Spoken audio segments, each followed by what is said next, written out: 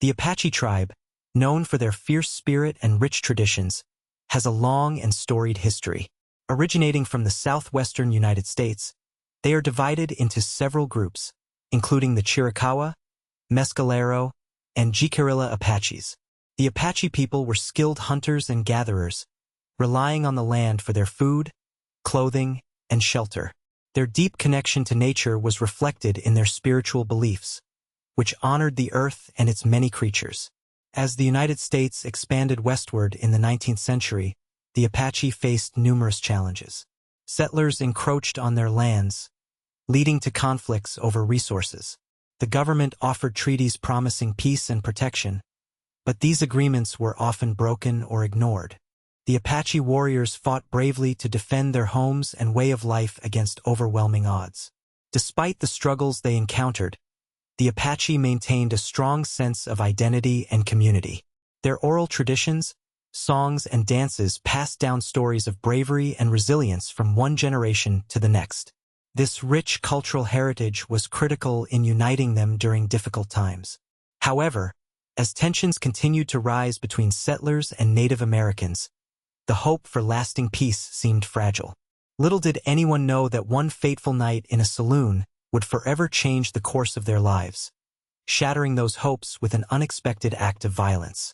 Amid the growing tensions between the Apache and settlers, several peace treaties were forged in an effort to secure a harmonious coexistence. The U.S. government, recognizing the need for stability in the expanding frontier, sought to negotiate with the Apache leaders.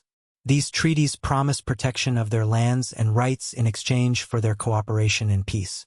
One notable agreement was the Treaty of Fort Sumner, signed in 1851, which aimed to establish a designated territory for the Apache. In theory, this treaty was intended to create a safe haven for the tribe. However, many Apache viewed it as a temporary solution rather than a long-lasting promise. Despite the goodwill expressed in these agreements, they often proved hollow, as settlers continued to encroach on Apache lands, violating the very terms set forth. For the Apache, these treaties carried a heavy weight. They symbolized hope for peace but also reflected the vulnerability of their people. Leaders like Geronimo emerged to challenge broken promises and assert their rights. Meanwhile, many Apache took them seriously, believing that abiding by these treaties could pave the way for a more stable future. Yet, as tensions simmered and frustrations mounted, the fragile nature of this peace became evident. The anticipation of a secure future was overshadowed by a growing sense of unease, hinting that conflict loomed just around the corner. In the heart of the bustling frontier town stood the Saloon, a wooden structure with creaky floors and swinging doors that welcomed all who entered. It was a lively gathering spot, where locals and travelers mingled, sharing stories and laughter over mugs of beer. The smell of whiskey and tobacco filled the air as patrons engaged in raucous games of poker or sang along to lively tunes played on an old piano. The saloon was more than just a bar. It served as the social hub of the community. Here, cowboys exchanged tales of their adventures, while townsfolk discussed news from near and far.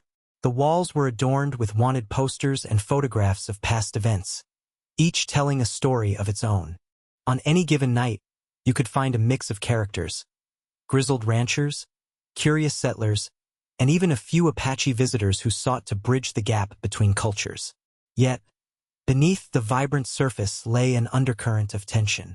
The saloon often became a stage for heated debates about land disputes and broken promises. As patrons raised their glasses in celebration, they also whispered fears about what the future held for both settlers and Native Americans. Little did they know that this very place would soon bear witness to a pivotal moment that would shatter the fragile peace between them.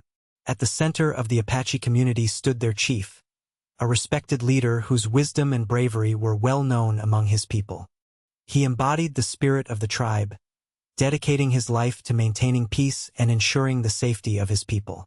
With sharp intelligence and a deep understanding of both Apache traditions and the challenges posed by settlers, he worked tirelessly to navigate the complex relationships with those around him. The chief was not just a figurehead. He actively engaged in discussions about treaties, asserting the rights of his tribe while advocating for coexistence.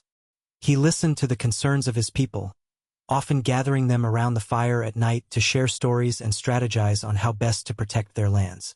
His calm demeanor could soothe restless warriors and foster unity among families that shared a hope for a better future. As tensions escalated and conflicts with settlers became more frequent, the chief recognized that peace was fragile. He organized meetings with town leaders in hopes of building trust, often emphasizing that violence would only lead to more suffering for both sides. His commitment to nonviolence stirred admiration but also placed him in perilous situations. The chief knew that his role was vital, not just as a leader, but as a symbol of hope for all Apache people navigating an uncertain world. As the evening wore on in the saloon, the atmosphere shifted with the arrival of a disheveled man who stumbled through the swinging doors. He was a rough-looking character, with unkempt hair and a scruffy beard that hinted at many nights spent drinking away his troubles. Known around town as Slick, he was a drifter who had once been a miner but had fallen on hard times, succumbing to the bottle as he lost hope for a better future. Slick's presence quickly changed the mood in the room. He laughed too loudly and slurred his words, drawing wary glances from both locals and Apache visitors alike. As he ordered drink after drink, his boisterous behavior grew more erratic, and his laughter turned into rants about the Apache menace that he believed threatened his way of life. The tension in the saloon thickened as people exchanged nervous looks, aware that this man was not in control of himself. Few could predict how quickly he would become a threat. In his drunken state, Slick's bravado masked an underlying rage, an anger fueled by fear and misinformation about Native Americans. As he continued to drink and speak recklessly, it became clear that he posed a danger not just to himself but to everyone in the saloon, including the respected chief who was advocating for peace. The tension in the saloon mounted as Slick, emboldened by his drinks, suddenly locked eyes with the Apache chief. His laughter died down, replaced by a sneer that cut through the music and chatter like a knife. "You think you can just waltz in here and take what's mine?" he shouted, pointing an unsteady finger at the chief. Bystanders froze, their conversations dropping to hushed whispers, while some instinctively shifted away from the confrontation. The chief remained calm, his demeanor steady despite the growing hostility. He had faced strong opposition before and knew that a measured response was essential. "I come in peace," he replied, his voice firm yet soothing, trying to defuse the situation. Yet Slick seemed uninterested in rationality and lunged forward, swaying on his feet. "Peace? Your people are a threat. They're taking away what's rightfully ours." His words dripped with anger and ignorance.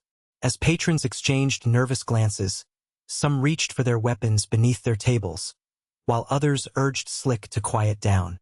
A couple of Apache warriors moved closer to the door, ready to protect their chief without instigating further violence. The whole room felt electric, every breath held in anticipation of what might erupt next, as everyone sensed that this altercation could tip into chaos at any moment. In a sudden, shocking moment, Slick's anger boiled over. As the chief stood firm, trying to maintain peace, Slick pulled a revolver from his waistband, his movements jerky and unsteady. The room fell silent, like a taut string ready to snap. "You're not taking anything from me," he shouted, his voice laced with rage. Before anyone could react, he aimed the gun at the chief.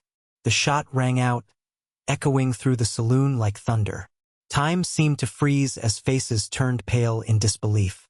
The chief staggered back, a look of shock etched on his face before he collapsed to the floor. Chaos erupted instantly. Patrons screamed and scrambled for cover. Chairs flew backward, and bottles shattered as people rushed to escape the unfolding horror. Slick stood there for a brief heartbeat, the realization of what he had done crashing down on him like a wave. Fear replaced his bravado as he stumbled back, still clutching the smoking gun. A few brave souls lunged toward him, ready to subdue the man who had just upended their world. In the midst of the chaos, Apache warriors sprang into action, their instincts honed by years of protecting their own. They rushed to their fallen chief's side, while others moved to confront Slick, determined to prevent further bloodshed. The saloon transformed from a place of laughter and camaraderie into a scene of panic and despair, forever marked by this tragic turn of events. In the aftermath of the shooting, the saloon remained shrouded in an unsettling silence, broken only by the cries of grief and anger from both the Apache and the townspeople. The Apache warriors cradled their fallen chief, their hearts heavy with sorrow and disbelief. Confusion turned to rage as they realized that the dreams of peace he had tirelessly fought for lay shattered. Murmurs of betrayal circulated among them.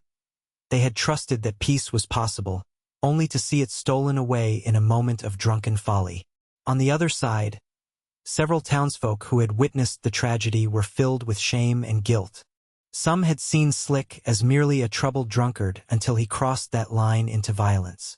As the reality of what transpired sank in, emotions boiled over. Anger directed at Slick for his reckless actions and fear of how this would impact their fragile relationship with the Apache people. The once bustling tavern now felt like a tomb, where camaraderie had turned to suspicion. Neighbors cast nervous glances at one another, unsure how to reconcile this act of violence with their hopes for coexistence. Each person felt the weight of responsibility, caught between their loyalty to their own community and the deepening divide brought upon by one man's actions. As both sides faced the consequences, it became clear that healing would be far from easy. In the days following the shooting, the Apache tribe rallied together, driven by a shared sense of loss and a fierce determination to seek justice for their fallen leader. The warriors, still reeling from grief, called for accountability, demanding that the townsfolk and local authorities take action against Slick. They believed that justice was not only necessary for their chief but also vital for restoring their dignity and the hope for peace. Meetings were held among the tribe's elders, where discussions focused on how to confront the growing divide with the townspeople while ensuring their voices were heard. They organized gatherings to share their sorrow and anger with the larger community, aiming to bridge the gap created by fear and misunderstanding. Apache leaders approached town officials, insisting that Slick be held responsible for his actions, asserting that such violence could not be tolerated. However, reactions among townsfolk varied. Some supported the Apache's call for justice, understanding that violence threatened everyone's safety. Others felt defensive and fearful of escalating tensions, unsure how to navigate this new reality. The incident shifted relationships. Former friendships were strained as sides began to form. The Apache saw the necessity of standing firm in their demands while striving for a dialogue with the townsfolk, knowing that true justice required more than just retribution. It required healing and mutual respect amidst deepening divisions. The tragic shooting of the Apache chief served as a stark reminder of the delicate balance between peace and violence. This incident shattered the fragile trust that had been painstakingly built between the Apache tribe and the townspeople, revealing how quickly harmony could dissolve into chaos. The chief, a symbol of hope and unity, was lost not just to his people, but to the entire community, leaving a void that would be difficult to fill. In reflecting on this event, both sides began to understand that their futures were intertwined. The townspeople realized that harboring fear and prejudice against the Apache contributed to an environment ripe for hostility. Similarly, the Apache recognized that while they sought justice for their chief, they also needed to foster understanding and dialogue to prevent such tragedies from recurring. The calls for violence might have felt justified in the heat of anger, yet both communities faced the daunting task of rebuilding trust. They came to see that peace was not merely the absence of conflict but required ongoing effort, compassion, and open communication. As painful as this incident was, it highlighted the need for both sides to confront their prejudices and work toward a shared future, one in which respect for each other's heritage could pave the way for genuine coexistence. The shooting of the Apache chief, though a devastating event, ultimately became a catalyst for change within the Apache tribe and the surrounding community. As the Apache grieved, they also reaffirmed their resilience and commitment to preserving their culture and seeking justice. The tragedy sparked a renewed sense of unity among the tribe, motivating them to come together to honor their leader's legacy by continuing his work toward peace. In the wake of the turmoil, the tribe emphasized reconciliation, demonstrating that they would not succumb to violence or despair. They began initiatives to foster better communication with the townspeople, sharing their rich traditions and stories while actively listening to concerns from settlers as well. This period of reflection allowed both communities to examine their biases and reimagine what coexistence could look like. Despite enduring immense sorrow, the Apache cultivated hope for a brighter future. Their fortitude in honoring their fallen chief strengthened their identity and resolve. As they navigated this moment of crisis, they remained determined to restore peace, not just for themselves but for everyone in the community. In this way, while this dark chapter struck at the heart of their culture, it also illuminated a path toward healing grounded in empathy and mutual respect, showing that even in loss, new possibilities could arise.